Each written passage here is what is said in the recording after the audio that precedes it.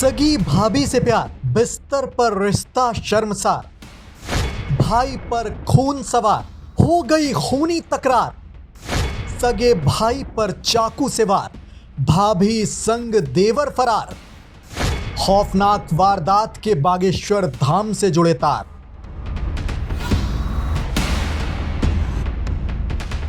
पैंतालीस साल की उम्र में उस शख्स ने 30 साल की लड़की से लव मैरिज की। एक ही घर में वो, उसका छोटा भाई और उसकी पत्नी रहते थे। शादी के 1 साल भी नहीं बीते थे, उसका छोटा भाई ही उसकी नई नवेली पत्नी के साथ शारीरिक संबंध बनाने लगा। और जब एक दिन बिस्तर पर उसने अपनी पत्नी और अपने छोटे भाई को रंग रेलियां मनाते देखा, तो उन्हीं दोनों ने मिलकर इस शख्स को बेरहमी के साथ मौत के घाट उतार दिया। कानपुर से ये बेहद झकझोरने वाली वारदात सामने आई है और उससे भी ज्यादा चौंकाने वाला फैक्टर ये है कि इस पूरी वारदात का कनेक्शन बागेश्वर धाम से भी है। ये पूरी कहानी आपको बताएंगे, बस आप वीडियो के अंत तक बने रहिए।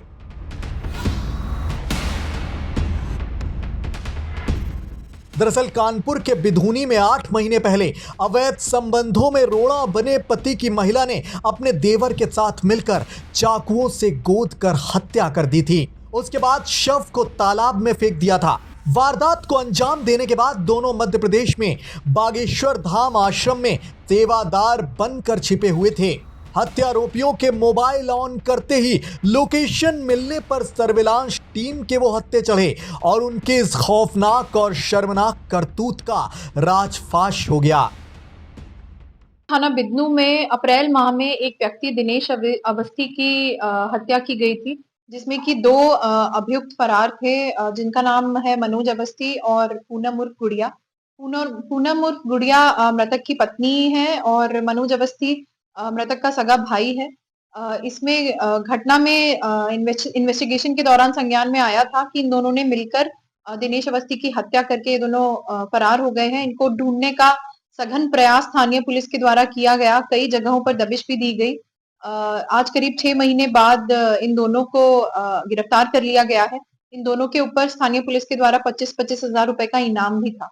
इस वारदात की जांच में जुटी पुलिस से जानकारी मिली है कि मूल रूप से लखीमपुर के कुड़री रूप के रहने वाले 45 साल के ट्रक ड्राइवर दिनेश अवस्थी 2 साल से बिधनू के खेरसा गांव में रह रहे थे।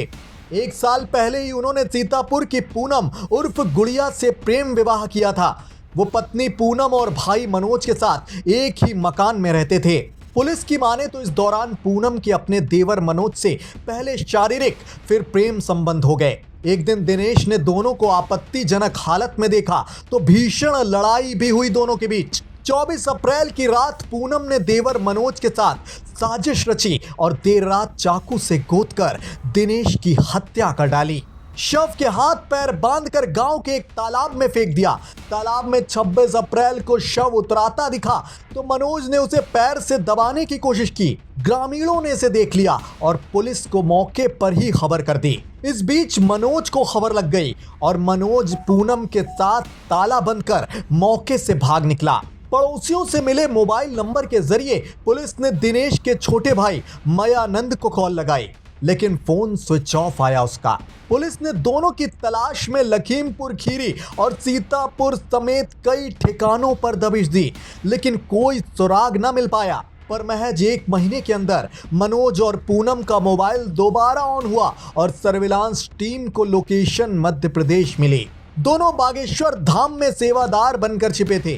फौरन बागेश्वर धाम पहुंचकर बिधनू पुलिस ने दोनों को गिरफ्त में ले लिया। तो दोस्तों, इस वारदात को इतनी तफसील से बताने का हमारा मकसद यही है कि बढ़ती आधुनिकता के इस दौर में आज रिश्तों की नींव कमजोर होती जा रही है। रिश्ते जरूर निभाएं जिम्मेदारी के साथ, लेकिन अपनी आंख और कान हमेशा खुले रखें, सतर्क रहें, सुरक्षित रहें। रिश्तों को तार तार करने वाली इस वारदात को लेकर आपका पर्सनल व्यू पॉइंट क्या कहता है? अपनी कीमती राय कमेंट बॉक्स में जरूर बताएं। साथ ही इस तरह की ही तमाम निष्पक्ष खबरों से खुद को अवेयर रखने के लिए बीके न्यूज यूपी के अलग अलग डिजिटल प्लेटफॉर्म से आप यूं ही जुड़े रहें। शुक्रिया, नमस्कार।